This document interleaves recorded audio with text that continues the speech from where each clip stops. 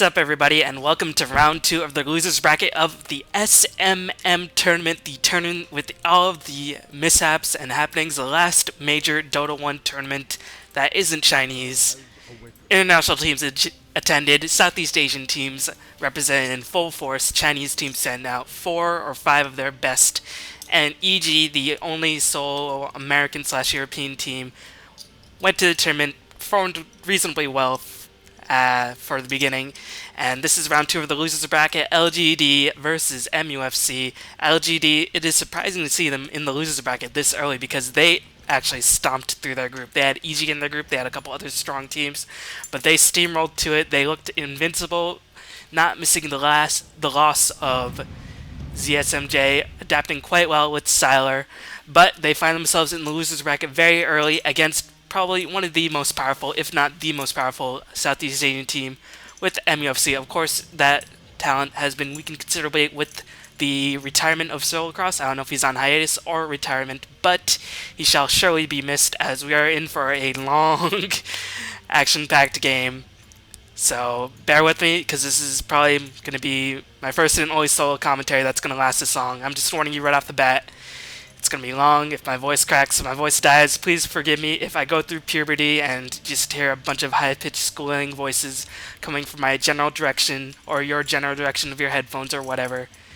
It's a long game. Not going to deny that, but it should be exciting nonetheless because it's a loser bracket. Loser goes home. And I'm sure MUFC does not want to disappoint their Southeast Asian fans at Malaysia. I think it's in Kuala Lumpur. That's where the tournament is being held, and LGD does not want to make that trek home back to China, going home so early. So let's get right into it. The pick and ban phase is already underway. Lycanthrope, Shadow Demon, Silver being banned by MUFC. Chen, Batrider, and Winrar being banned by LGD. Chen has been a popular ban for the Chinese against other regions, even though he's not that popular in China itself.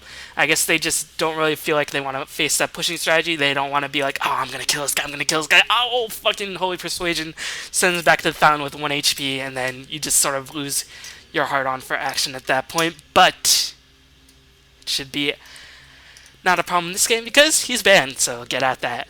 So MUFC bans the Silver, probably the most powerful laner in terms of hard carry, and hey, all he needs is a Radiance, because when you turn into that true form, you get like plus 10,000 HP, a billion armor, and you have a 27 HP bear whacking at the towers for an increase of 1.4 damage amplification versus buildings, which is certainly nothing to be sneezed at. Shadow Demon, Lycanthrope, don't really need to be talking about that. Batrider, Windrunner, again, don't really need to talk about that either. What's interesting is that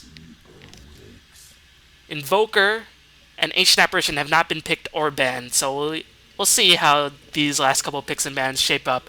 But just looking at the MUFC pick, they had the first pick. They picked up Puck, one of the most common Chinese utility heroes after Windrunner at this point in the metagame, and this is sort of something I've been musing on, one of those rare occurrences where I actually think. I've been thinking a lot about why Puck is so popular, and it's sort of been coming down to positioning. Now, if you've heard Luminous wax poetic about Chinese teams' positioning, I mean, he could literally write an epic poem like the Iliad or the Odyssey on that stuff, but Chinese teams are the masters of positioning. And what does Puck do? He screws everything up. He drops the Dream Coil, limiting the positioning of the other team. He can ball in, ball out, blink in, blink out, just cause so much havoc, so much confusion, and Dream Coil really limits that positioning of the other team.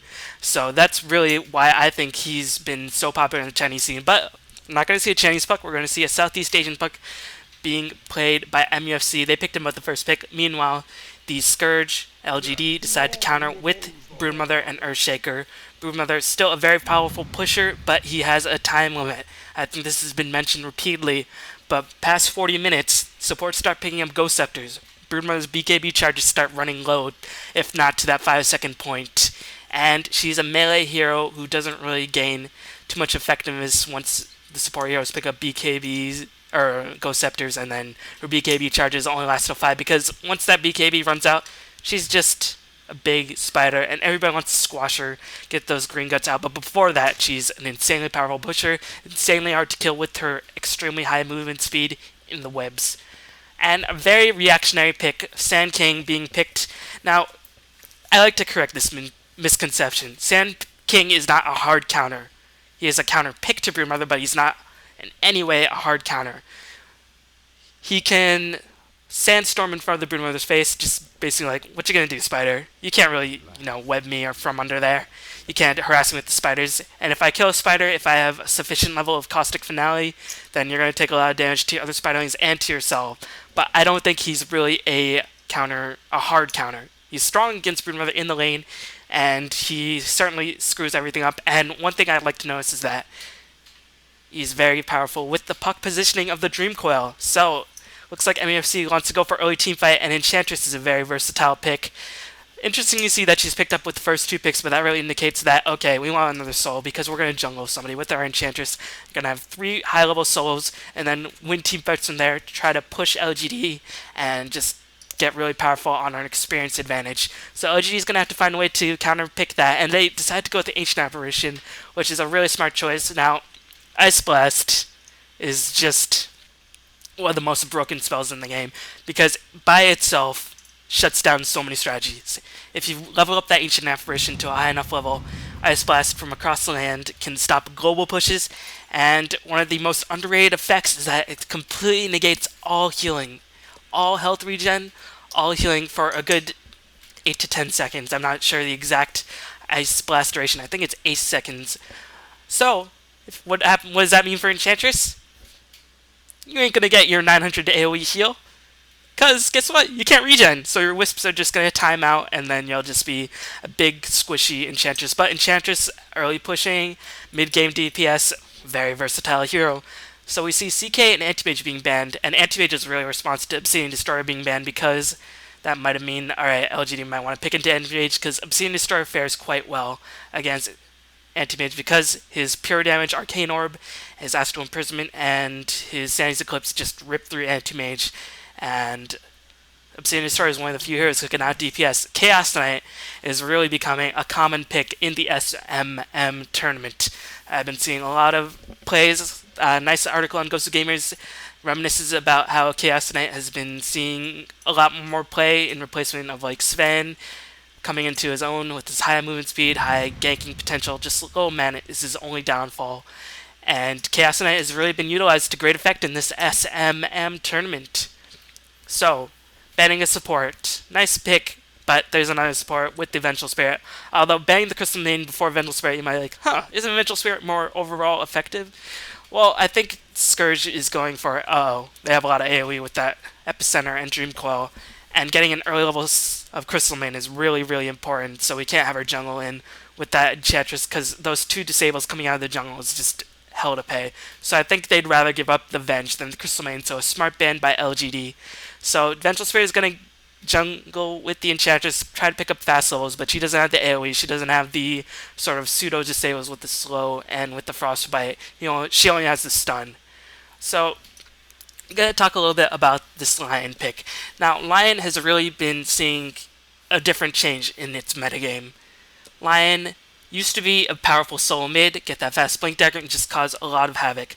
But these days, Lion is really coming into effect as that support Lion who provides the dual lane a lot of disables, Hex, Impale, and eventually tries to get enough money for the blink dagger, but before then helps the Earthshaker with warding and stuff like that. Blink dagger is not really always too necessary, so expect to see Lion be the primary warder and to see Earthshaker pick up a faster blink dagger, because to counteract this initiation thrown down by the Sand King and Puck, they're going to need a counter initiator with that giant totem hoof right in that face of the Earthshaker. And when you know what, I know what you're thinking, guys. I know what you're thinking as soon as you think of the word giant totem. Yeah, I can read your mind. It's one of my many talents, as Viper is picked up by MUFC. Now, I've always sort of joked that Viper is the second strongest hero in the game whenever I play pubs with Lumi or I play the Pubtastic Adventures, because his ultimate goes through BKB, and Ursa with BKB is just gets shut down by Viper. But Viper is a strong hero, but he's not seen very competitively in Dota 1. Of course, he's seen reasonably competitively in Dota 2. Navi exhibited him to great effect back when there were only 48 heroes in the Dota 2 pool. So it's going to be interesting to see how Viper fares, but there's a couple downsides to Viper. First, he has a lot of counters. He has 285 movement speed, so if we just don't get close to Viper before he throws that initial poison attack, he's just going to be a big, sad, black Drake. So, that's one of his counters. Another counter is that TP scrolls counter him. If he Viper strikes you, just TP out. What can he do?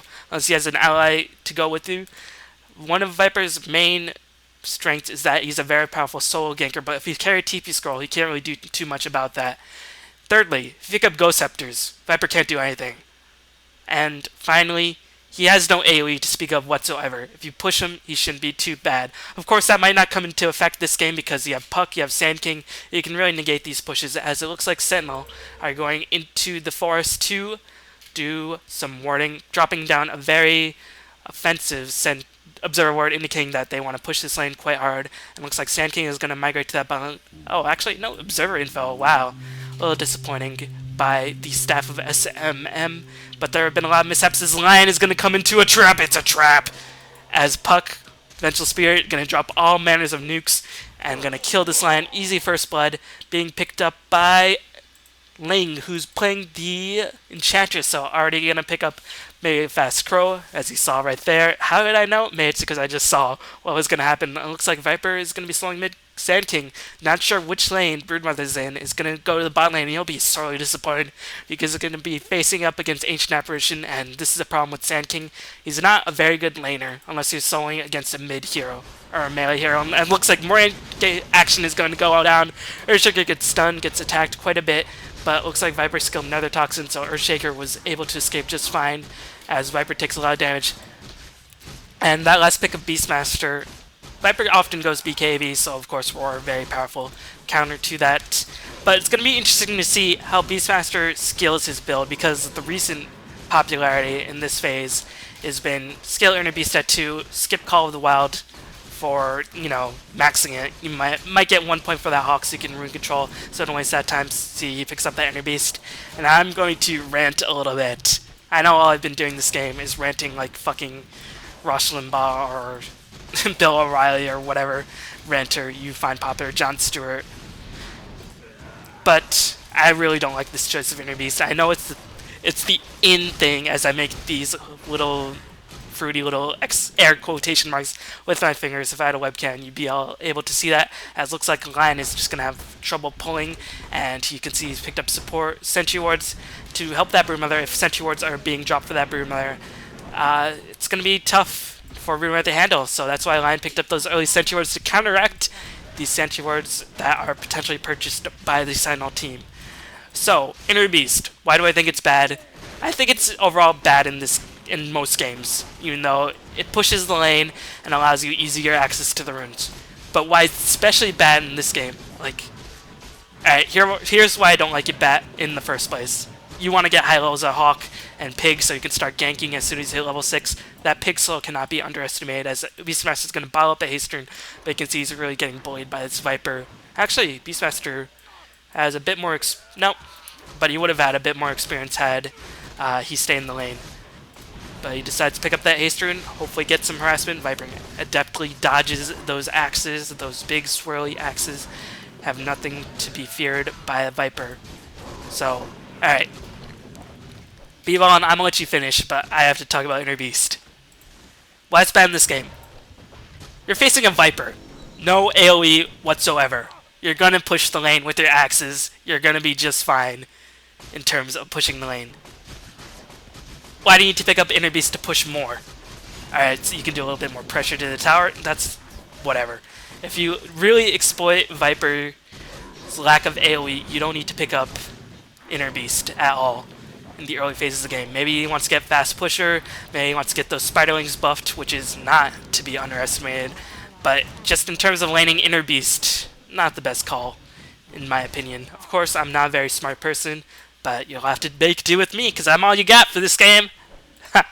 Get at me. You scared? I would be too. As Sand King is having a rough go, let's introduce the players really quick, a little bit late, but we have Net playing that Vengeful Spirit, Ling playing that Enchantress, who is this? TFG, who is too fucking good, best name ever, playing that Puck. I think Sharky's playing the Viper, as I can see from this cleverly placed observer bar, and KYXY playing that Sand King as a little bit of a tame early game going to go on, as Puck can fare quite well against Brimmer. He's not going to be any careful in any sort of dire circumstances if he saves his orb. If he uses his orb, then Brimmer can start to harass and get it on, but I think Ling, or sorry, whoever this guy is, too fucking good. He's too fucking good to fall for those traps. And nice web placement. You saw Enchantress had that smoke buff for a little bit, but that web placement says, yo, gonna cut down those trees, so even if you're smoked up, if you get a creep, I'm gonna see it coming. So nicely placed webs by that, and actually Beastmaster is handling himself quite well against Viper. A little bit surprising for me, but once Viper picks up that level 6, he's gonna be in a lot of trouble. As let's see if Earthshaker is trying to maneuver himself in for the stun. Nope. As KYXY is gonna be just fine. And whenever I see the words KY, you always have to think of the logical conclusion, which is Jelly. So, KY Jelly, going to be playing that Sand King. Let's see if he can squeeze his way through these slippery situations, trying to make all sorts of jelly puns, but it's just not working out whatsoever. As meanwhile, in LGD, I've sort of been just ranting about random things, but really, so far, there's not really been too much action whatsoever. I mean, KYXY is going to blink out just fine with that Burrow Strike, nicely dodging that Cold Feet stun, but Ancient Apparition should do quite well in terms of experience and just out-leveling. Ancient Apparition is really suited for the mid lane more, so you can get that faster Ice Blast to the either side of the lanes, because if you want to kill somebody on the top lane, if you're on the bot lane with Ancient Apparition, it's going to travel a long way, and you can't really predict that very easily at all. As looks like the double supports is going to just ruin DDC's day, who is playing the Lion. DDC is not going to be too happy, as KYXY notes that AA still level 5, and that's a problem when you go with the dual lane. But he should pick up level 6 by 6 minutes, which is probably the mark you want to take, as 8 is playing that Beastmaster, as a little bit of gank is going to go on. Just an impale catches him, and dust is being thrown on, but Bruno is just stealing so much life. Puck is surely going to die next, as, oh, he nice phase shift as the Vengeful Spirit and the creep actually do a lot of damage to that Broodmother, combined with the dust, and Beastmaster decides to run in, get that rune off, but the Tornado is just slowing him so well. If he only had that pig to help so as well. But at last, Beastmaster left the mid lane. Viper's gonna be like, okay, bro, gonna take this time before you farm it up, get items, because Viper is a very item-dependent hero. He wants to get move speed, he wants to get positioning, he wants to get tank, most importantly, because Viper is one of those heroes who gets stronger as the teamfight goes on with his Nether Toxin ability that does more damage as the hero's HP decreases. So just go back to hero introductions. Dang. I feel like I have so much to talk about because I haven't done this in a while. But we have Yao playing that Ancient Apparition. I think Sylar, replacement for ZSMJ, is playing the Broodmother. 8 playing that Beastmaster. DDC playing that Lion, as Lion is actually going to take the mid lane, and that's just fine by Viper. You know, usually you'd be like, okay, this is a good choice by LGD, but maybe they were a bit premature because now Viper is going to get even more free farm. Beastmaster's not going to pick up any levels of Call of the Wild soon, and he's just going to be not too useful. DD's playing that Earthshaker, Yao. I think I finally got it. Alright, time to devote my full attention on this game. As I just start to lean into my chair, I'm on the edge of my seat, guys. 2-0 in 7 minutes. This is turning out to be boring as hell. But soon, all hell will break loose, hopefully. But either way, I think I would have cast this game anyway because I love Viper. He's so fun for me, even though he gets hard countered by a lot of things. As Sand King is having a really rough go of it. No regen, no bottle, no boots, just Stout Shield and the Magic Wand. But despite all that, he's actually ahead of experience compared to the Ancient Apparition and the Earthshaker, so nice job in terms of getting experience. No Sentry Wards being popped down, as DDC is desperately trying to get some experience, as Beastmaster pops the DD, is going to try to roam, but he's being scouted all the way by these Vengeful Spirit illusions, and he's roar canceling it up. He's saying, oh, derp, I'm going to roar this Vengeful Spirit. And then, of course, he's going to do no such thing. I don't think Vengeful Spirit's even paying attention anymore, even though he's adeptly microing these illusions. He's been playing some ladder, as Yao and Earthshaker are chilling because there are 3 heroes bottom. Enchantress with that troll wants to get a net on to combine with the Sand King stun. And looks like Enchantress is going to push this tower a bit with that Ring of Basilius turn on as Earthshaker stuns, but Burrow Strike is casted, and looks like Magic Missile is being dropped. Sand King is going to channel his full duration of the ultimate as Ancient Apparition throws on a splash, preventing all of that healing by the Enchantress, but Ancient Apparition is going to pay the price because the full duration of the ultimate was channeled by the Sand King. Adeptly noticing that Earthshaker probably does not have Enchant Totem, nor does he have decent level of Aftershock, but meanwhile, the too fucking good Puck gets danked by the 3 heroes of Lion, Brood, and Beastmaster. So, a whole jungle. I mean, there's a Lion, there's a Beastmaster, and there's a Spider. So the whole zoo comes to gank that Puck, and just being a paper dragon, he had no chance, as this tower is surely going to fall. But meanwhile, Sentinel managed to take that bottom tier 1 tower, and they're looking for more. As, let's see who picks up the last hit. Stun being thrown out on the Beastmaster. This Venge is quite brave. He's definitely going to die a little bit out of position by Net. I'm not really sure what he's doing, but this heal by... Oh, nice swap by the Vengeful Spirit saving his life. And Beastmaster might be the one to go down. This game is weird as heck. That's the only way I can describe it, as Broodmother might be caught out of position, but she's going to get into the web just fine. Ancient Apparition Ice Blast is being thrown on. Oh, nice dodge by the Puck. Dodging that spider spawn, spidering. So all of those crazy shenanigans being thrown on in Bizarre World of SMM. But nobody dies. Really odd. I was like, Vengeful Spirit, man. You're not level 6, 8. Oh wait, you are, as Enchantress is the one who's level 5. I think actually Vengeful Spirit actually leveled up during that fight, as 2 fucking good. It's actually level 9 compared to this Broodmother, even though Broodmother has more items and has gotten a kill against the Puck, as looks like the orb is going to spot. Let's see if Sand King has any dust. Sand King doesn't have Jack. What am I talking about? As Viper has not left this lane at all. Already has a 10-man Vanguard with only 1 tower. Really nice farm by Sharky, but looks like a smoke is being casted. Let's see if Earthshaker just completely whiffs the fissure. A little bit of slow reaction rate. Maybe he just He might be a little special. He might be a little bit slow on the uptake, this Earthshaker. Just kidding. DD is an amazing support player, so I'm just talking a little bit of trash. Unnecessary trash. As Sand King finally gets a lane matchup. He wants 11 minutes in the game, already level 8. So we're not going to see a completely useless Sand King, like a bootsless, like level 4 Sand King, 16 minutes in the game. But it's important to notice, as Broodmother is going to get ganked, Sentry Ward being thrown on, Epicenter being channeled for their full duration, KYXY really making use of the Epicenter cooldown for nice chain stunts as a giant teamfight is happening mid. Earthshaker is going to die, but Sharky, the free farmer, actually perished in the assault as well, as Vengeful Spirit is going to take the full cold feet duration, is not going to get stunned, as Ancient Apparition is going, okay, Enchantress, you want to fight, man? You want to fight? Put up your dukes. As Enchantress escapes just fine. DDC still level 5, but the point I want to make is that with this early jungling and these 3 solo lanes, that Sentinel is not wanting in terms of experience, as level 1 Call of the Wild is finally picked up. Level 2 Inner Beast, so he has max axes, level Roar, and level 1 Call of the Wild. As they manage to get the last hit on this tower, let's see how Viper is quite tank. Surely took perfect chain stuns by the Scourge team to bring him down at this point in the game, but having that max level of axes certainly helps. So, again,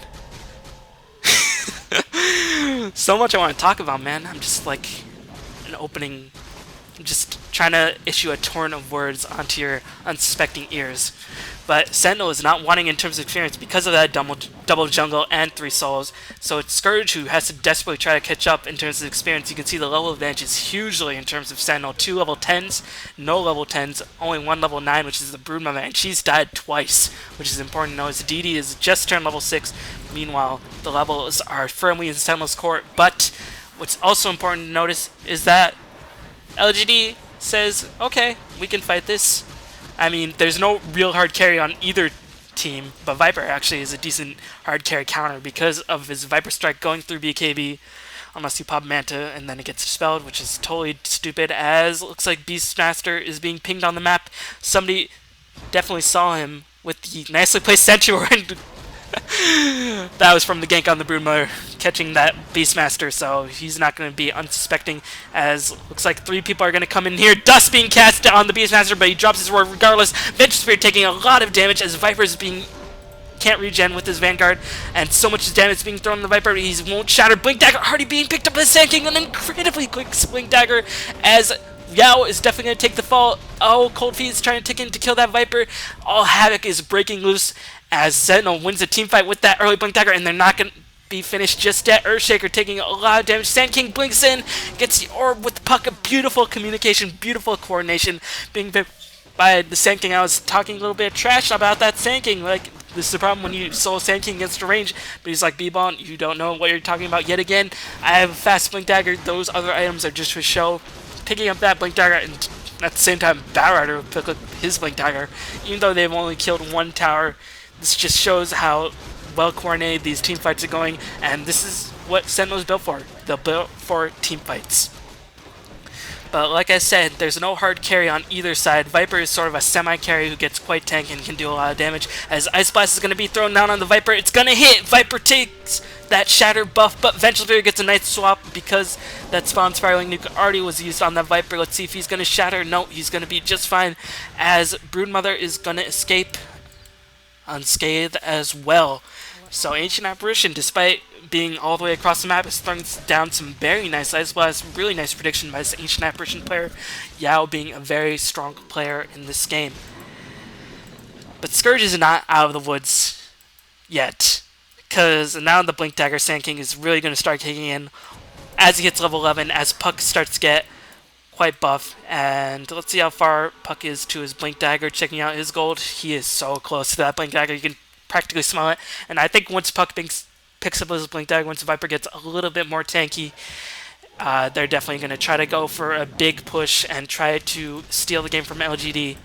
Not really steal it, just get a nice timing push. As Ancient Apparition managed to farm a relatively fast mecha, as DDC is going to take the downfall of not soloing mid to line. He's still managed to pick up Treads and Magic Stick, and he is level 6, but you really want to get a decent level of Hex and Impale along with Finger of Death, so you can utilize your disables to its maximum effect. As the Sentinel are going to smoke up, they have Vengeful Spirit, they have Puck, and Enchantress all going to look for a mid gank, try to catch this Beastmaster and Earthshaker out of position, but got fogged, and a well placed fissure, really nicely done as they're using the Crota Scout. So nice fissure by DD. That's all I can say. So I'm gonna take a little bit drink of water, as actually the action is gonna continue as this troll is in a huge amount of trouble. Will this troll escape just fine? No, troll is gonna get owned. You like what I did there? I raised my voice dramatically and then cut it off to a moment of silence for that poor unfortunate troll, as the axe is gonna go in. Beastmaster trying to finish up a Vanguard, as since there are no primary hard carries, you don't really need sort of to get disables, you just need to outlast the other team, which is what Viper is best at doing. But Sand King is going to pick up Treads instead of Arcane Boots. Overall, Sand King is one of those escapee heroes, so getting Treads, it can definitely help him. You can switch them around, get bonus HP, regen up faster with Agility Treads, and then get that little bit of mana that you need to get that blink off in your Sandstorm. And looks like the Sentinel are definitely waiting for a team fight, but looks like Sand King is going to try to counter push this Broodmother. He has no points in Caustic Finale, which is really surprising, but I guess he realized, hey, I'm facing up an Ancient Apparition, Earthshaker lane, I don't really need to skill Caustic Finale.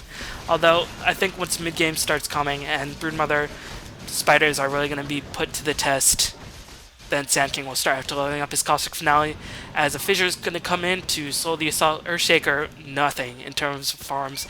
So he's not going to pick up a Blink Dagger or Arcane Boots or even a Magic Wand anytime soon. He's just warding it up, trying to counteract these massive amounts of wards.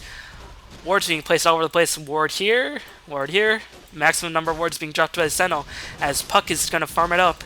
I'd really like to see this Puck start to stick with the team and try to get a team fight going, because he has that Blink Dagger, and combined with Sand King, he'll be in the Scourge will be in a lot of trouble. So, a little bit of jockeying position as Beastmaster gets swapped. He roars Vengeful Spirit. Vengeful Spirit is definitely going to die as Puck blinks in with Dream Coil. Epicenter comes in! Beautifully initiated team fight by the Scourge. They're going to sacrifice the Vengeful Spirit, which they'll do at any point in the game. And Ancient Apparition is in a lot of trouble. Unfortunately, he managed to escape the Orb Block just fine, as Viper decides he wants to feast on lion meat, as he's going to pick up that kill easily as well. And these team fights are just going all in the favor of Sentinel. But keep in mind, LGD really sticking in it. They have the tower advantage, especially now that they picked up this tier 2 tower without Caustic Finale. Sand King can't do too much in terms of preventing that Broodmother from just pushing in, because Sandstorm doesn't do instant burst damage, it just sort of, you know, wears away at you like Erosion, which I think what Sandstorm does. As Radla, I think maybe they want Radiance on Viper?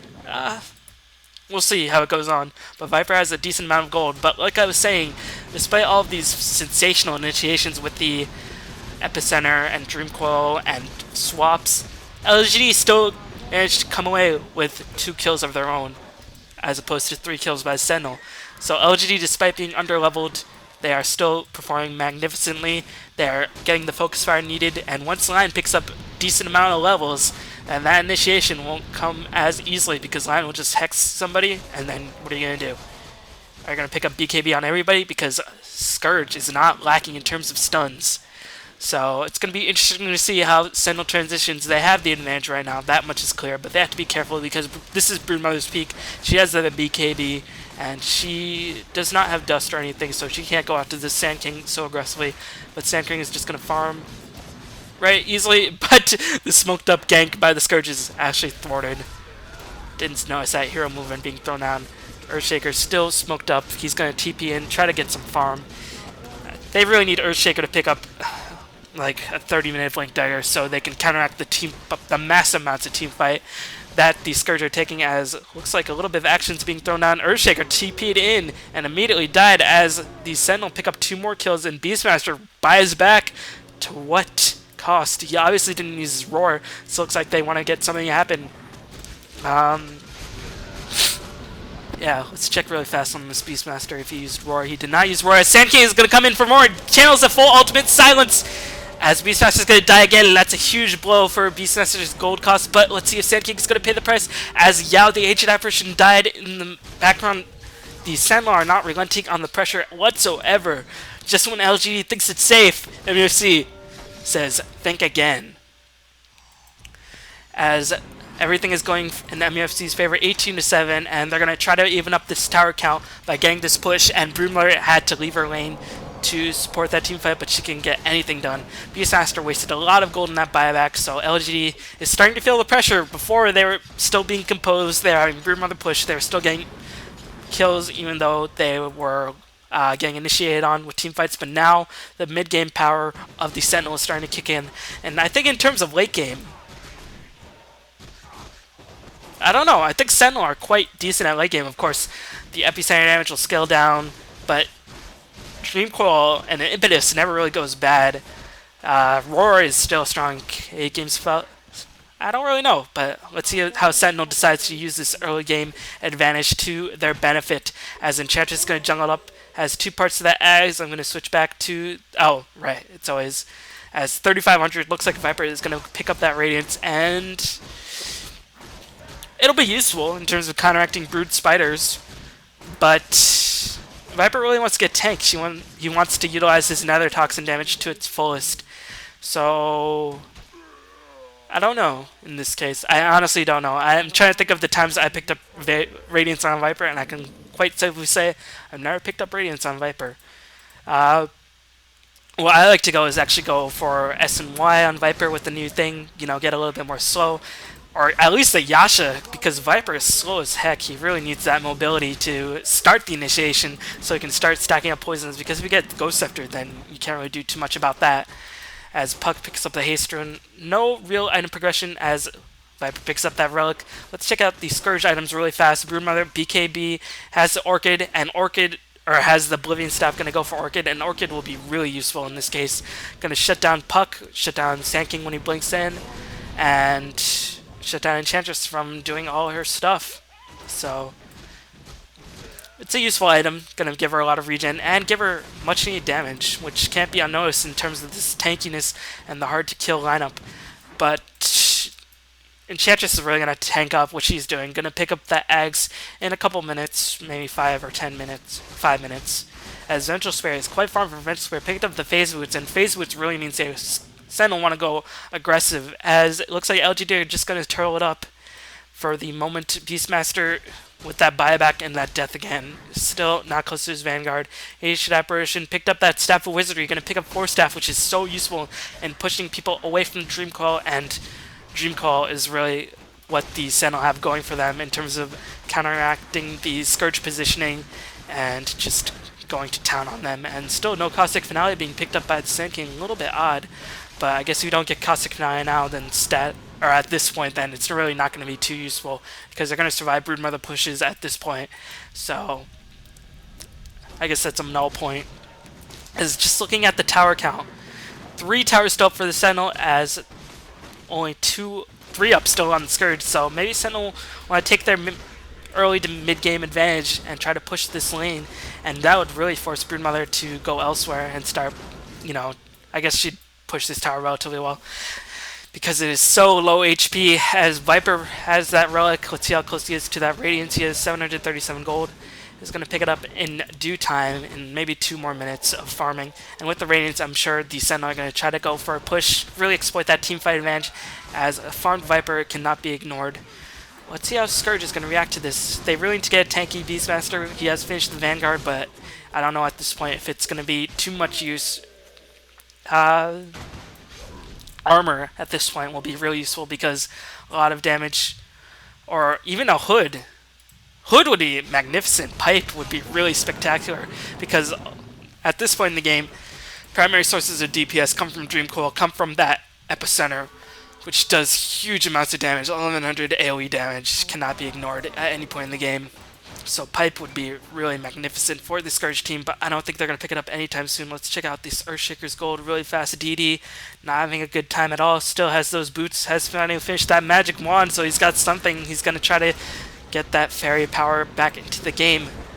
As Broodmother are going to try to continue farming that Orchid. Ice Blast being thrown down to slow this puck push, but I think Sentinel are going to take this tower anyway, as indeed KYXI says, hey, we should probably take top tower because, we're pretty good at fighting team fights.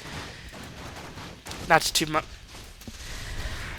my own horn, says KYXI, but I'm pretty good in team fights with the Sand King as all the spiders die.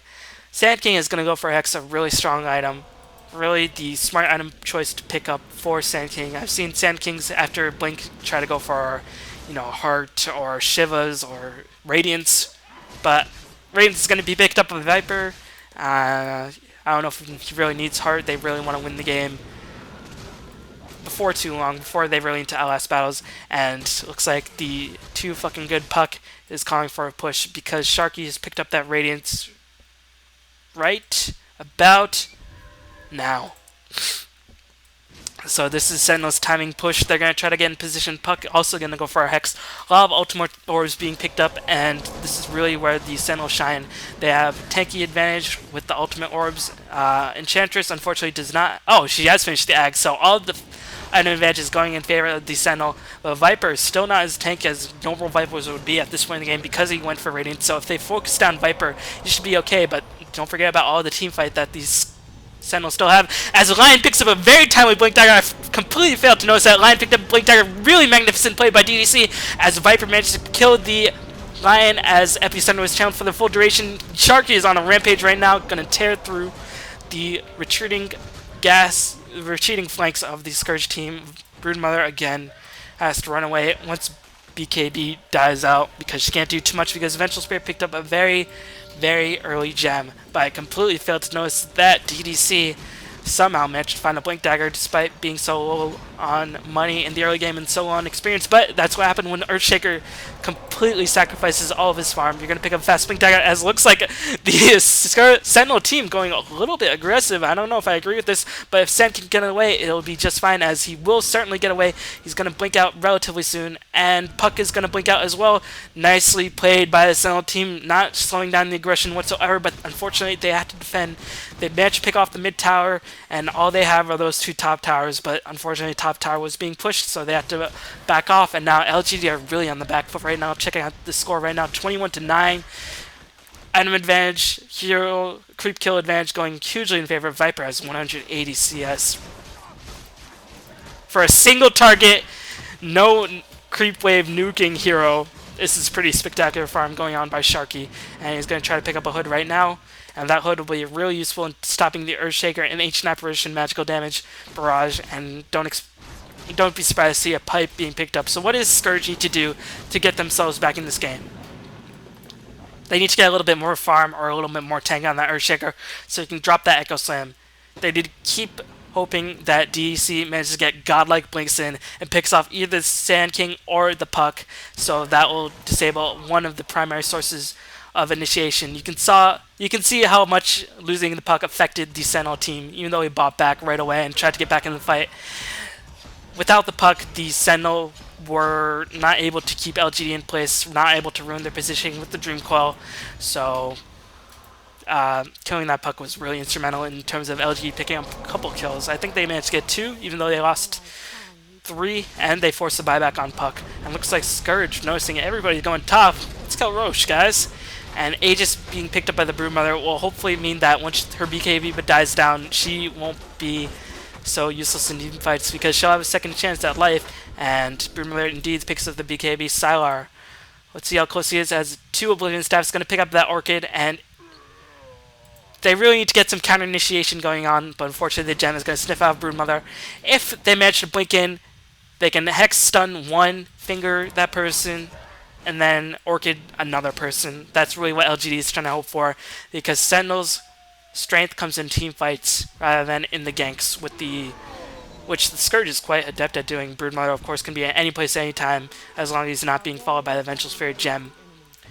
Beastmaster, long range roar, long range fissure. But at this point, Sentinel heroes are quite hard to kill. Sand King and Puck are like 2 of the most impossible to kill heroes in the game right now, with these Blink Dagger and their relative tankiness. As looks like Sentinel, once they took that top tier 1 tower, they're gathering up for a mid push. They have the hood finish on the Viper. Vengeful Spirit still holding onto the gem, despite all that. Enchantress trying to pick up some farm. Meanwhile, on the Scourge side, Force Staff being finished by the Ancient Apparition. Again, nothing on the Earthshaker. Blink Dagger on the Lion. Still don't know how DDC managed to pick that up. As he is... Check out DDC's gold really fast. Or DD's gold. 425 on DD. DDC... Or Yao has 700 something. Sylar has 750, as I'm going to stop looking at it. Go back to Viper Vision. That should be the name of the show. Viper Vision, as a team fight is surely going to break out relatively soon. Viper, no gold for buyback, so if they lose this fight, they can't pressure LGD anymore. But again, I'm not really... an overall late game advantage. I think Sentinel can still fight quite well. Viper transitions reasonably well, even with Ghost Scepters, because his ultimate goes through BKB and can shut down the Broodmother until the Broodmother picks up a Manta, which I think might be Broodmother's next choice after this Orchid. Because Manta, when you split, it's like, what's up, Viper Strike? You're useless now. And Viper just goes sad face. As looks like the Sentinel, playing a little cautiously. I really, you really want to farm up and get those items, but you don't want to give a team like LGD too many outs. And Vengeful Spirit spots the Terror, but no follow-up initiation. No blinking and Sand King or Puck to help start the battle. So not much can be done in terms of that initiation, as the LGD team is grouping around. And one thing that's going for LG, they still have the Aegis on the Broodmother, and he finally finishes the Orchid. So hopefully a Manta style is going to be picked up next, or maybe an MKB, something that'll give him some damage, as he's going to be in trouble. As Vengeful Spirit still farming quite well, 1200 HP with the gem and face boots is going to be pretty tough to kill. So nicely done by Net. As a finished Hex on the Sand King, surely this is what the Sentinel team have been waiting for, having an extra disable to...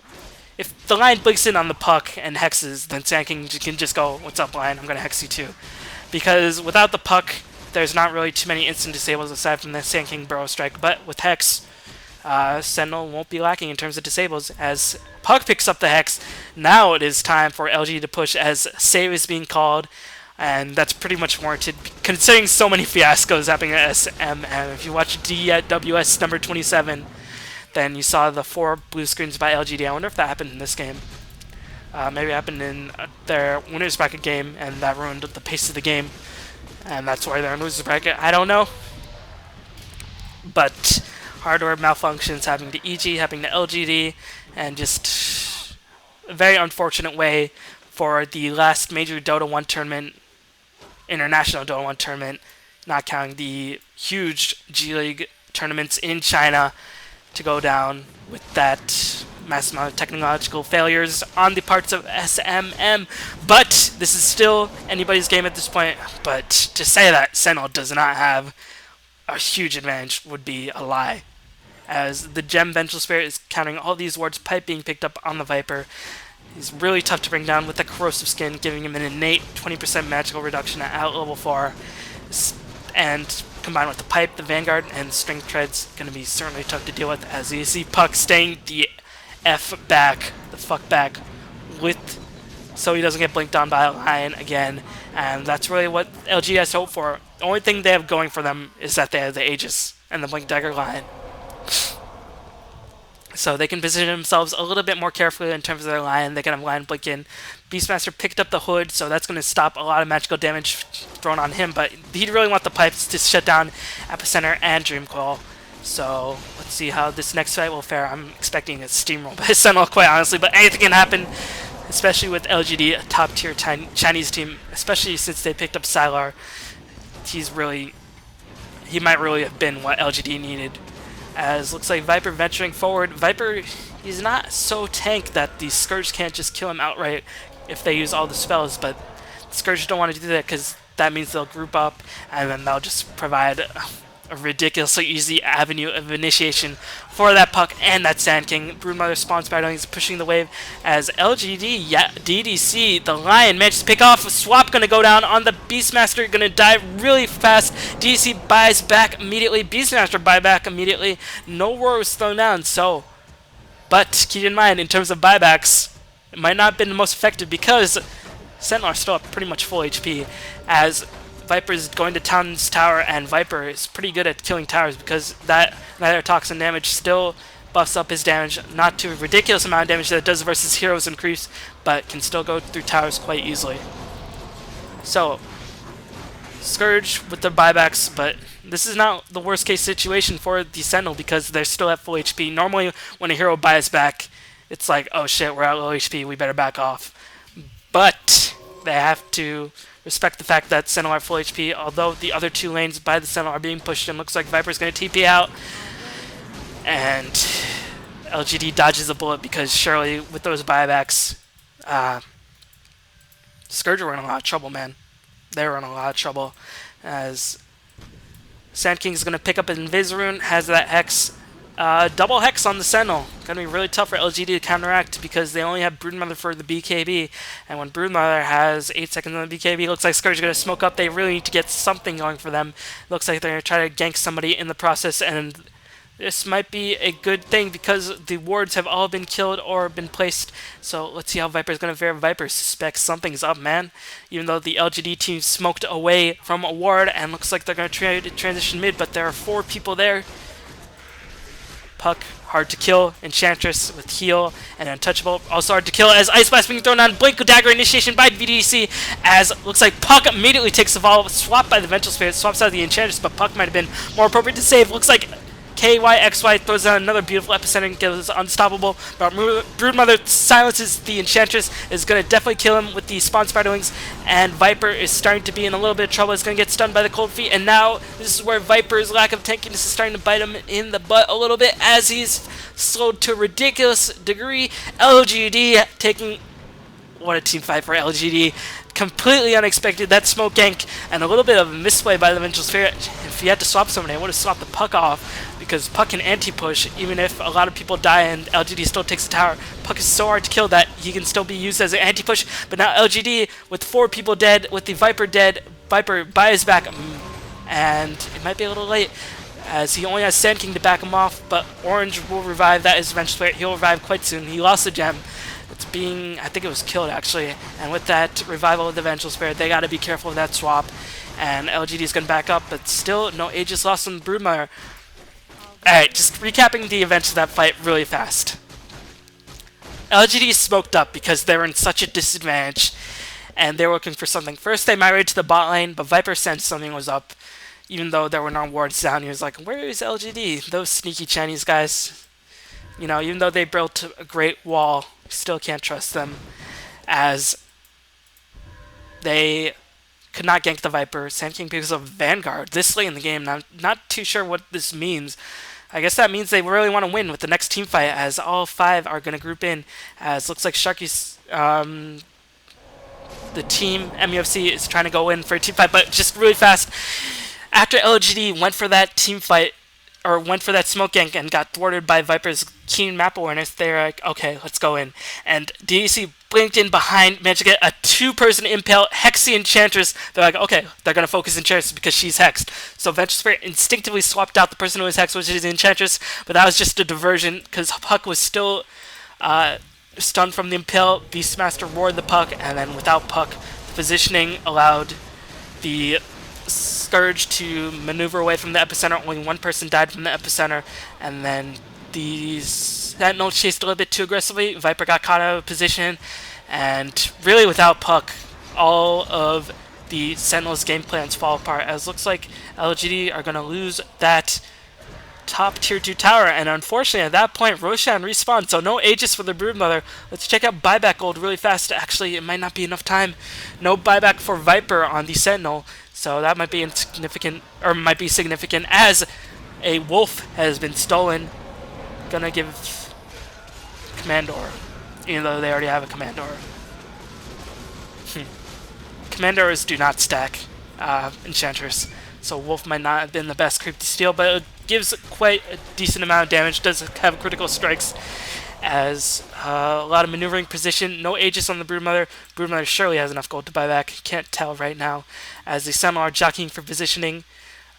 Looks like Ancient Nappers just picked up the warning duties. DD still does not have his Blink Dagger, as if Puck does not get blinked in again, then Sentinel should win this team fight. But if DDC keeps going for these magical blinks, as Beastmaster gets swapped, hexed, thrown down a ridiculous amount of damage, as MUFC net, the swapper, is the first one to die, as Beastmaster is still at full HP, as Sand King blinks in, did not get his Epicenter to go off at all. Puck blinked in with the Dream Coil, is going to stun that Broodmother, but with their Sand King and their Venture Spirit dead, and Enchantress completely blocked.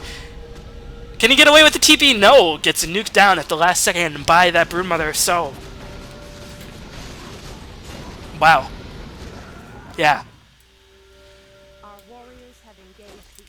I'm trying to figure out what went wrong in that team fight. Alright, they swapped the Beastmaster in. But a nice force stat by the Ancient Apparition managed to push Beastmaster away. Viper, being a very slow hero with no movement speed bonus, could not chase very effectively. It was blocked all the time.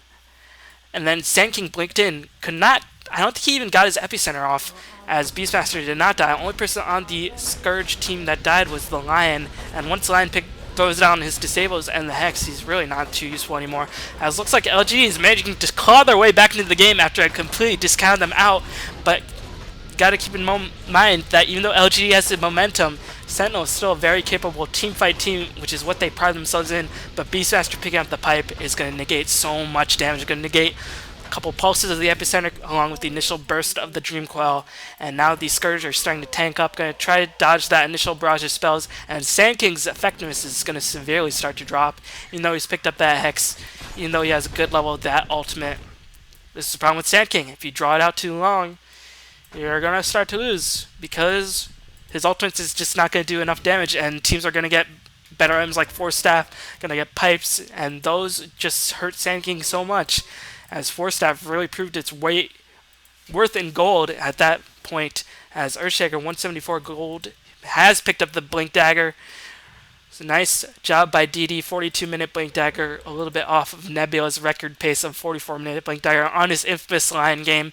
That is on Ian James Arnett's channel. Hilarious game. I advise you to check that out.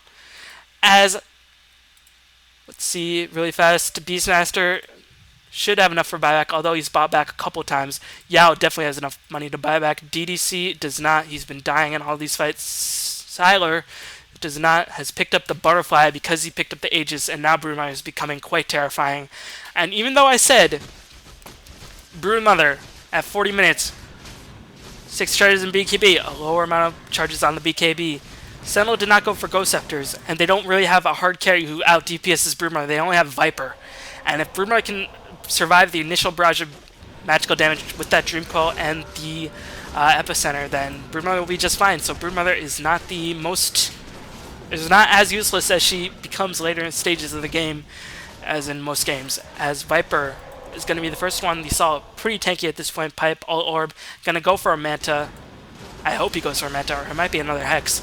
I don't know if another Hex will do anything, because what was really lacking for the Sentinel at that point in the game is that when Viper can't get close, when Viper's over here, while the teamfight's being happen over here, we don't have enough damage without the Viper. So I'd really like to see Viper actually pick up more damage so that he can deal enough damage to overcome the Pipe, counteract the Epicenter, and the Dream Coil, counteracting tanky items on the Sentinel team. I mean, look at all of this HP, counteract the Force Staff, moving everybody away, and it looks like the line is going to go for BKB as the Sentinel team are going to smoke up, and they are pinging for an assault on the bot lane as Sand King notices that, hey, something's not right in this picture. Where is those Scourge sons of guns? As the Sentinel are completely unaware, all the vision has been completely negated as they managed to see the summons. No, that was just my Fog of War. As Line blinks in for the Sand King, if they can get Sand King, that would be huge, but Dream Coil catches everybody, literally, except for the Earthshaker, but Puck is in a lot of trouble, gets Orchided after Dream Coil, and Epicenter is going to go in and do a lot of damage, but everybody's so tanked at this point in the game, but he still managed to pick up a kill on DDC. Echo Slam being dropped by the Earthshaker. KOI, XY takes a fall. Viper still at full HP, but without BKB, without Yasha to move around, he is sort of a pseudo melee creep because he's so freaking slow. As the buyback goes down on the Puck, Beastmaster might take a fall, and I don't know if he has buyback. Looks like Broodmother decides to go in and try to steal a lot of life, has the Aegis, gonna kill the Venture Spirit right off the bat, and looks like Rexar gets hexed, is gonna get right click to death by the Viper. Yes, looks like Ling managed to get the last hit with his impetus damage, as Viper is just throwing down so much damage with the Broodmother BKB completely nullified by the Viper Strike, but stealing so much life, could not get chain stun, and Broodmother finally dies with the Aegis. Viper dies as well. Enchantress takes another kill, gonna try to kill the Earthshaker. That impetus damage kills him at the fountain. Whoa, Dota, funny, as Impetus says, no, Earthshaker, welcome to die. Thumbs up to anybody who got that reference of Welcome to Die. I was watching Marvel vs. Capcom 3 stream earlier today. It was a lot of fun in between my torture sessions of studying and working and being miserable this past week, but everything is going to go alright from now on. Check out the hero kill score, 30 to 20. LGD is really taking back a lot of the momentum that the Sentinel have, and at this point in the game, Sentinel teamfight abilities are starting to wear out. They have a lot of hexes, they have a lot of disables, but now they're really starting to focus on DPS, and who do they have on Sentinel can deal damage? Enchantress, Viper. And that's pretty much it. Because you saw how a full, 10 pulse duration with the Dream Coil, they only got 1 kill. And that was against DDC, who already blinked in and did all of his stuff. So, you can see how much the teamfight is starting to lack for the Sentinel team. As I have to desperately try to clear my throat, because the game is just starting to get into fever pitch. Each team going back and forth. I think overall the Sentinel came out pretty well. I mean, they lost the Viper, but they took 2 lives off the Broodmother. They killed the Beastmaster. They killed the Earthshaker. They killed the Lion. Puck was forced to buy back, but he's managed to get 4 kills in the process. So I think that teamfight went quite even, considering the Aegis was lost on the Broodmother and lost the second life. Just checking out the gold really fast. No buyback for Broodmother, so Broodmother's dead. She dead for a while. DDC, 727 gold. DDC being the initiator is unfortunately the first one gets focused. Yao, 1300 gold, not enough for buyback. DD, 500 gold. Earthshaker, picked up Blink Dagger, not much. Beastmaster does have enough gold for buyback, but wisely did not decide to use it in that last fight. MUFC Sharky, despite having 290 CS, no money for buyback because he has bought back a couple times now. The only one on buyback is Puck. And even then, with the buyback skill, I don't even know, level 22. If he dies without getting a kill, I don't think he'll have enough for the buyback, as Looks like Viper is going to try to go in. Viper's quite strong against buildings, so Scourge can't just let Viper take a couple pot shots. I mean, 4 attacks, take 300 damage off, even with the 15 armor on that melee barracks on the Crypt. Temple of the Damned. Warcraft 3, get at it. So, Viper is going to be the first one to tank up. You know, considering all the other heroes on the Sentinel are so squishy, and you want the Skelly, the Sand King, and the Puck to stay back, tanking Viper is the right thing to do, but Viper's not like a Medusa, he doesn't have that much tanky power. And Viper, if he goes down, Sentinel pretty much can't win a team fight. So Viper has to be a bit careful, but nice positioning by the Vengeful Spirit, always being nearby to swap the Viper out of any trouble. As Viper decides to Manta in, is going to do a couple more pot shots at the Rax. LGD is going to do something, decide to glyph by themselves 4 seconds at a time as Puck blinked in and then blinked back out.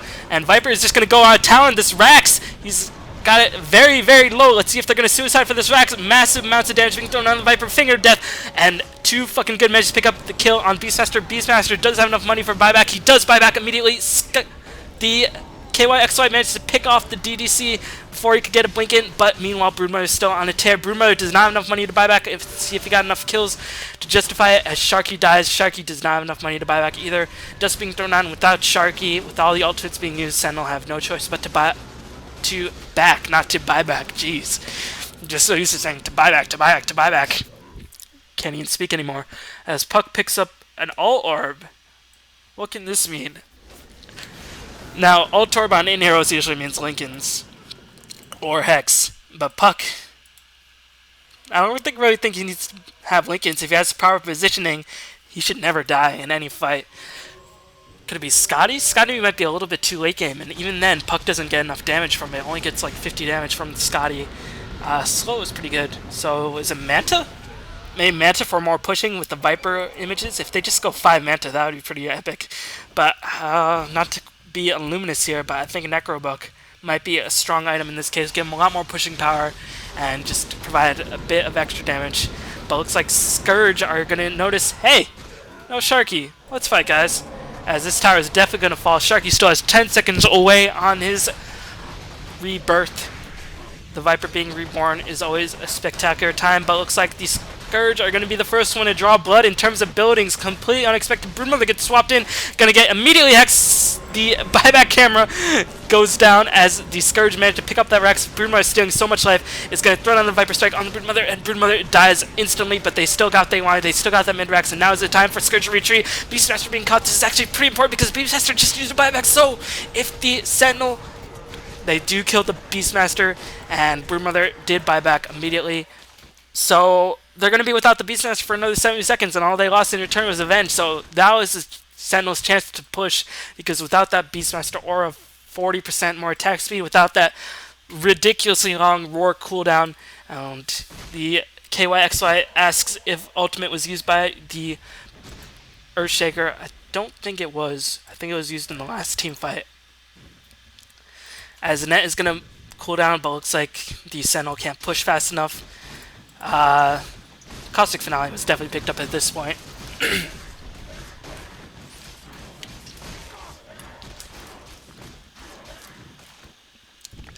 Sentinel might have waited a little bit too long, 30 seconds in, but they managed to get a Hex on the Broodmother as a nice Fissure trap by the Earthshaker managed to save Broodmother for the time being, but I think Broodmother win okay. And now it's 20 seconds left on the Beastmaster revival time. Sentinel will have a good 10 seconds, but fortunately for them, they already managed to take the range Rex, and this mid-crypt is quite low because of Viper's continued harass. No glyph. Beastmaster has 4 seconds. They're going to let this melee Rax fall. So this game is still anybody's game, unbelievably, as I don't even know which way to call it, as Viper managed to pick up a Taliesin Invasion. That's actually pretty critical at this point in the game because he's really been focused down by the Broodmother at this point. Let's see if Broodmother decides to go for MKB or decides to save a buyback, because buyback is everything at this point in the game. As, let's see, Viper has enough for the buyback if he manages to get a couple kills. And yeah, even then he'll have enough buybacks as they picked up a troll. Those skeletons will do massive amounts of damage as his top tower is already at less than half HP from that previous team fight. So MUFC is deciding to go for the gusto here as Colfie is being thrown on the Viper, but he decides to take it like a man.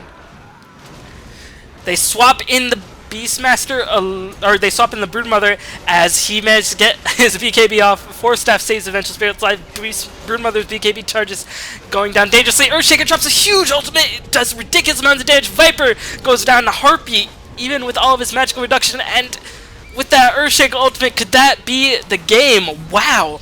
What a sensational ultimate by DD as Ancient Apparition Ice Blast really limiting all the regen and the healing.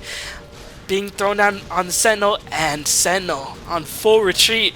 Complete team wipe.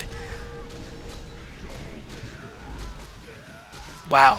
I'm speechless. As Sharky adeptly noticed, hey, they're probably going to take Rosh. As I think Sand King bot back is going to defend this bot lane. This Vanguard not looking so good for the Sand King in retrospect. Really wanted to pick it up so that he could decide to end the game right there and then. As these Scourge are deciding to go for the Gusto, I think Sharky does not have enough money to buy back. I thought he would at this point, as looks like the Scourge are transitioning into top lane. Beastmaster leading the charge. Broodmother, Butterfly hasn't picked up any items, clearly saying for buyback. As buyback again, more precious than items at this point in the game. Gonna go for the top lane, gonna try to get this tower as fast as possible. 15 seconds on the Viper, and I think Glyph will not be up because it hasn't been 6 minutes yet. So that top tower is gonna melt like butter. I can't believe it's not butter. It is Dota as the Scourge take another Rax. It's looking grimmer and grimmer by the second for the Sentinel. DD, waiting for the optimal opportunity, drops a huge Echo Slam, completely turning the tides of the game. Maybe Sentinel should have been a little bit more satisfied with their mid-racks, as looks like they realize, alright, we can't let Scourge have this Roshan. They're going to decide to smoke up from their ally chat, and they're going to try to push out the mid lane quite a bit, but Scourge not even taking the Roshan at this point. Maybe they're trying to get to bait the Sentinel, and if they are, it's working. Because Sentinel are falling for it. They are just going to maybe send a couple of illusions this way as Puck decides to finish his Manta for that extra pushing, has the gem. And of course Manta illusions do get the true sight. So he'll be able to sniff out any invisible shenanigans. But Roshan is still comfortably at full HP. And LGD can wait for a bit. Check out gold really fast on the Broodmother. Sylar, 3,800 gold. Anything on the Crow Bro? Crow Bro? Nothing. Just a Sobi mask. So Sentinel are getting in dire straits. Even if they win a team fight, Scourge are just gonna all buy back because they haven't bought any items in quite a while. And Chatcher is getting pretty tanky with that hood with Force Staff. But these swaps are just not paying out. They swap the Broodmother, they swap the Beastmaster in, but they can't kill it. Because they do best in teamfights, so swap might not be the preferred avenue initiation. And Adventure Spirit swaps herself into a poor position. They're going to lose a ridiculous amount of damage from that command aura. So I don't know if swap is the way to go, but Puck has not been able to get Dream Coil to get a lot of heroes because LG's positioning has just been too strong. Sand King can't really follow up without the Dream Coil, so even Sand King can't initiate, so it's pretty much all up to Adventure Spirit. But again, these swaps are not paying off. Let's see, looks like the Sentinel are going to wait for the Sand King to push away. He says camp at the ramp because they're going to go for Rosh. Beastmaster picks up Vlad, strong pushing him, and gives Broodmother a really sensational life steal. And she's going to steal so much life at this point. H-Apparition finally buys something, picks up a Hex. Earthshaker is not saying for buy, picks up a Ghost Scepter, and still no BKB on the line, has been dying, and is saying for buyback, as Scourge item decisions might be what is going to win them the game. Again, I don't like this Vanguard and Sand King. If you do get a Vanguard 32 minutes in, 42 minutes in, wherever you got it, I think you got it 32 minutes in, then you really need to win fast, but looks like Sentinel decided to slow roll it a little bit too much. No refill on the Jangle. Jangle refill would be really useful at this point in the game. Any bit of extra pushing power, extra building killing power would be really useful for the Sentinel team. As Ghost Scepter being picked up by the Sand King, Manta on the puck. Manta, I'd like to see Shiva's on the puck, to be quite honest, or even, I don't know, Veil. Veil would not be too bad at all. Help counteract the pipe. And Sentinel rely a lot on AoE, so Veil might not be the worst item. Gives the supports even more items. Let's see, the Sentinel are going to smoke on, and they're going to go for a backdoor tower. Really desperate at this point, but looks like they're going to actually transition. And Scourge sniffed them out, being like, hey, what are you guys doing? Stop that. As Venture Spirit going to try to go for the swap. Kill the Earthshaker. Really smart swap. Earthshaker dies immediately. Let's see if he can buy back. He cannot buy back. He has 60 seconds left. But meanwhile, the Scourge are just too tank at this point in the game. Sand King dies immediately as two fucking good mates can pick up the kill on DDC. Sharky goes down, and without Sharky, Sentinel cannot win this fight because all of the fights were used. DDC buyback is going to push the Sentinel back. Sand King buyback is going to protect their base, but losing Sharky is not going to be too good for the Sentinel, as too fucking good. Echoes the statement by blinking out and living because he's a puck, and that's what pucks do. But that was the right idea for the Scourge, or for the Sentinel. They initiate on the Earthshaker because Earthshaker's ultimate really won the last huge top team fight for the Sentinel team. Unfortunately, at this point in the game, 4 staffs, hexes, mecha. The Scourge are just really tank at this point in the game. Team fight is not going to do too much. And again, Viper is one of those slow rolling, as the fight goes on, I'm going to kill you faster carries. And at the beginning of the fight, Viper is not the strongest. So it's starting to look grim for the Sentinel. Broodmother picks up the cheese, is not going to die anytime soon. Lion picks up the Aegis, and you might be like, WTF, mate. But when Lion dies and respawns to the Aegis, he gets 2 more disables. And considering nobody on the Sentinel team has a BKB, I'd like to see Viper actually pick up BKB at this point in the game. I'm a little bit surprised that he isn't. He's going for a Towson evasion, but he's really getting mitigated by a cold feet, by the whatchamacallit, Fissure, Echo Slam. Even the incapacitating bite is starting to take its toll. As Puck with the gem is going to go for the Lion. Sharky responded at the worst possible opportunity. Lion did use his buyback, and he's going to lose his Aegis. And Scourge not able to respond, but Sentinel, they clearly think that Scourge is going to be on lookout, and DDC blinks away to safety regardless. But that's 1 life down on the Lion, and they say no TP, so it looks like Scourge are going to go all in on this last push because they still... Sentinel have pretty good items and still have pretty good team fight. So Scourge have been playing it as well as they can, but they keep in mind they have been fighting most of the team fights in their own base where they can position themselves to the maximum amount of effect. And maybe Sentinel's deciding to catch on. They're like, okay, all these team fights have been happening in the Scourge base. Let's see how they do when they push out. Looks like Scourge are going to smoke up. Smoke Spiderlings are not very scary, as really weird smoke being popped by LGD. And Viper with those Manta Illusions going to try to do a little bit of damage. Impetus doing a bit of damage as the tower taking so much damage. Broodmire is going to get orb blocked. He does have the cheese. Is probably going to pop it relatively soon after a couple more Impetus hits. Man, that does a ridiculous amount of damage. But Broodmire picked up the heart, has 3200 HP, is going to regen that up really fast, but keep in mind the top tower has gone down, so I think they're going to count down the top mega creeps to hold that off as they go for the bot push once again. And it's really going to come down to how well can this Earthshaker pull off his Blink Ultimate and how much damage the Sentinel can do before they get Blink Ultimate by the Earthshaker. As he has the Ghost Scepter, he's staying well back. Nice positioning by the Earthshaker. As Scourge, they're like, okay, we're going to wait. We can take this whenever we want. Eventually our top lane will push back, and you're going to have to fight. As Blinken by the puck is going to try to drop a Dream Coil, but gets Hex before he can even drop Dream Coil. If he goes down, that'll be huge.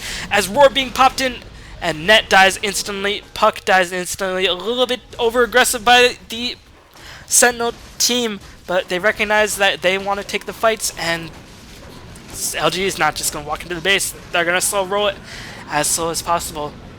But They lost the Puck, they lost the Venture Spirit, a lot of command aura damage being lost in the process, and Puck wasting a lot of gold. Has to go for his items right now because now is Scourge's chance to push. Sand King actually goes for the Blink Stun, but did not drop his ultimate. The silence is being dropped by the Broodmother on the Enchantress, and without the Skelly King or the Sand King having a Blink ultimate at the ready, Earthshaker drops in a huge ultimate and a nice blink in by DAC, manages to catch multiple people with his Impale. Sand King goes down, does not have money for back, and Sand King no ultimate being dropped in, and Enchantress is going to be the next one to fall. No, Enchantress is going to escape just fine, but really 3v5, no Sand King ultimate, no Vengeful Spirit swap. This game really is over at this point. Wow.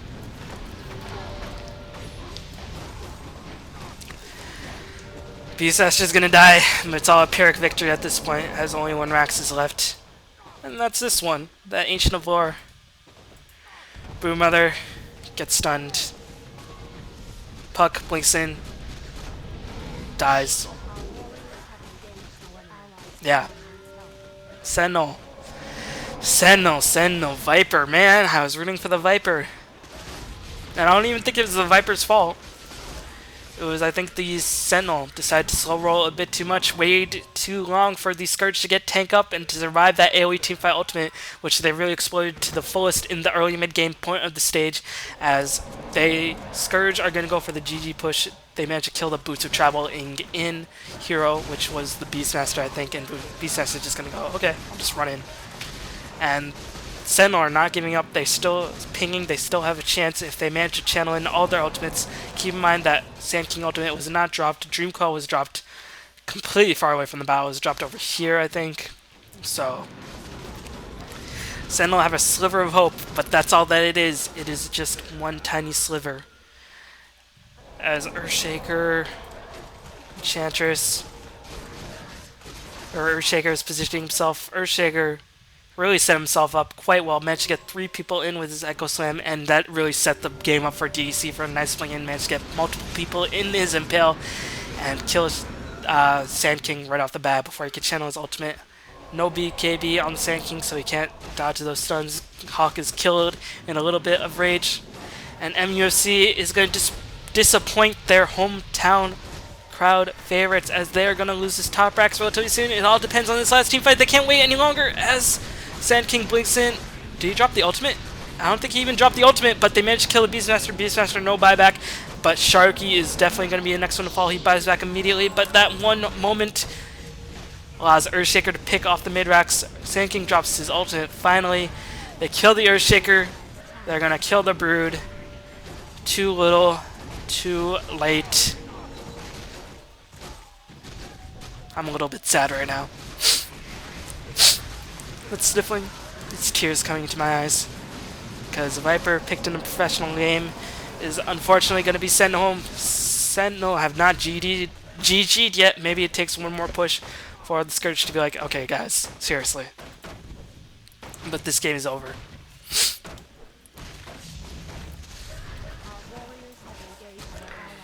So, LGD pretty much played it perfectly. Like, literally, they played perfect in the later stages of the game. In the early stages of the game, they played extremely flawed. They were positioning themselves all wrong, but when you get a 10-minute blink dagger on the Sand King, that can be understandable. And he says, pink, no buyback, so Sentinel still have a hope. They want to go for their throne push, but Mega Creeps are pushing all the while. Gonna kill these towers, and I don't know if the Sentinel, I guess they're gonna try to go all in. And this is a very admirable fight. Let's see how this works out as the creeps are being killed. Viper is very strong at killing towers, keep in mind, as Viper is going to try to go for those thrown towers, but all of these Sentinel, or all of the Scourge heroes besides from the Beastmaster finally revives. They kill the tower, but meanwhile Scourge is killing towers nonetheless. Lion blinks in with the Hex, gets multiple people in the Impale once again, as Earthshaker manages to get that tower. It looks like the Sentinel tree dies. Yeah, kind of anticlimactically way to win, but that's what happens when you decide to go all in and all of the heroes are left for Scourge. They're just going to stall until Mega Creeps do all the work. So, really a sensational action-packed game for Southeast Asian versus Chinese games, which they tend to be 42-37, That's around 89 kills, nope, 79 kills in 67 minutes, over a kill a minute. A couple of mistakes by Sentinel. They might have slow rolled it a little bit too much. Sand King, waiting for the Sand King and the Puck to both pick up hexes when they had the advantage. Might have been a little bit too much waiting around by the Sentinel team, because they don't win by hexing arrows, they win by owning them in big AoE teamfight ultimates. LG positioned themselves quite well. They noticed that MUFC were going on the aggression, even though I don't think they could have waited. MUFC, they had decent enough late game. Of course, their AoE teamfight would have died down, but then again, so would Earthshaker. I would like to see a couple of BKVs to silence a lot of disables on the Sentinel side, but the Scourge just positioned themselves beautifully, managed to pick off Puck one time by nice positioning by DC, blinking in, immediately killing Puck. Another time, the Sand King ultimate was used, and he only got one kill. Another time, DD with a magnificent Echo Slam. So this game, really close to call, but the better decision-making team, the better positioning team, LG, managed to come home victorious. Gonna take that game, chalk it up on the chalkboard. Another notch for China versus Southeast Asia on the old chalkboard. But let's see how LGD fares, because there's still a lot more teams left in the competition. Keep a watch out for Luminous and Ian and other commentators posting on DotaCommentators.com for more SMM replays. So, I hope you all enjoyed this game. My longest ever solo cast, and I didn't even think I had too many voice cracks, but hopefully you tolerated my voice long enough to enjoy this fantastic game. I hope you all enjoyed it, and have a fantastic night.